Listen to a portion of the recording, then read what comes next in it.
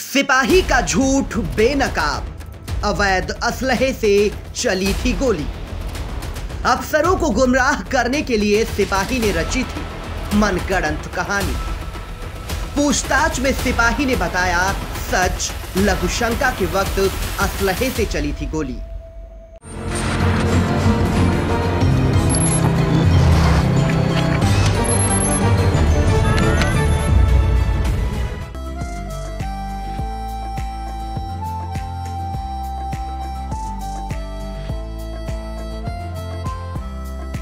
UP के सीतापुर जिले के शहर कोतवाली इलाके में गुरुवार की देर शाम गोली लगने से जख्मी हुए सिपाही अनूप यादव के मामले में चौंकाने वाली कहानी सामने आई है।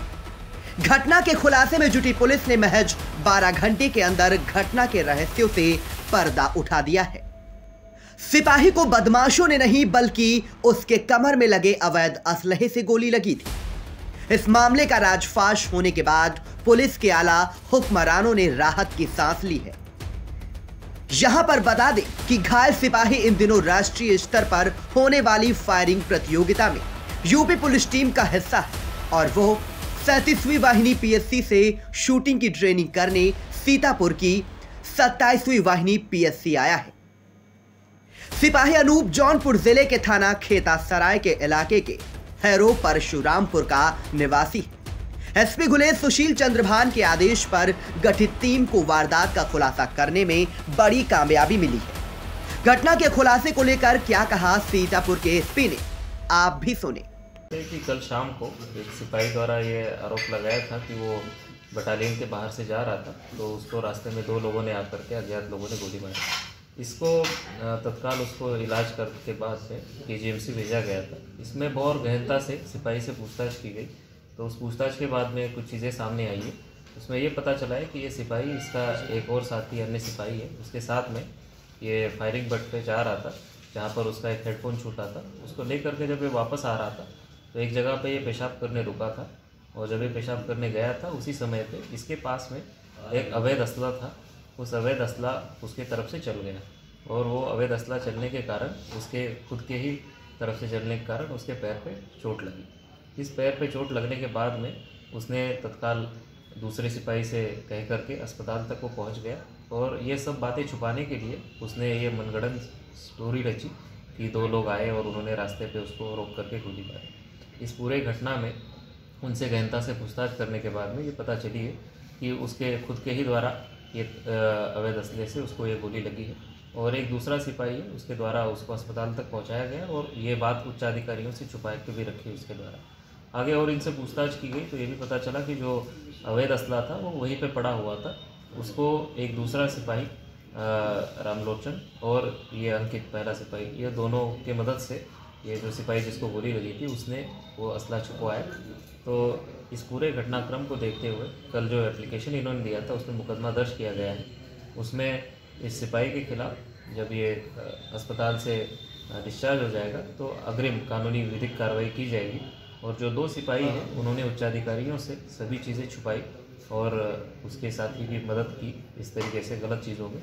उनके खिलाफ भी रिपोर्ट उनके पीएसी बटालियन को भेजा जा रहा है, और उनके खिलाफ भी अग्रिम विधिक कार्रवाई जो डिपार्टमेंटल कार्रवाई है, विभागीय कार्रवाई उनके खिलाफ की जा रही है।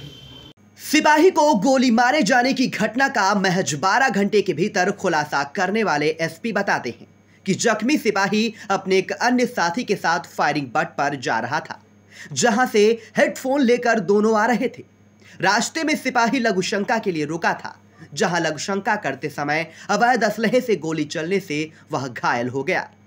अफसरों को गुमराह करने के लिए सिपाही ने फर्जी कहानी रच डाली थी। एसपी ने कहा कि इस मामले में जख्मी सिपाही की मदद कर मामले को अफसरों से छिपाने वाले सिपाहियों पर भी कार्रवाई होगी।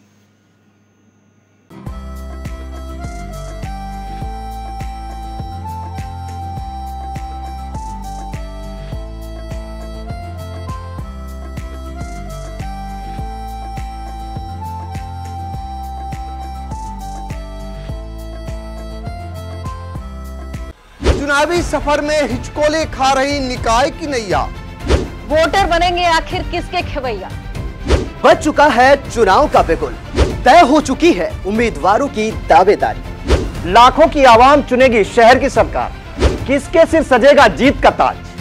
खूब हो रहे चुनावी वादे, नेताजी जा रहे वोटरों के द्वारे।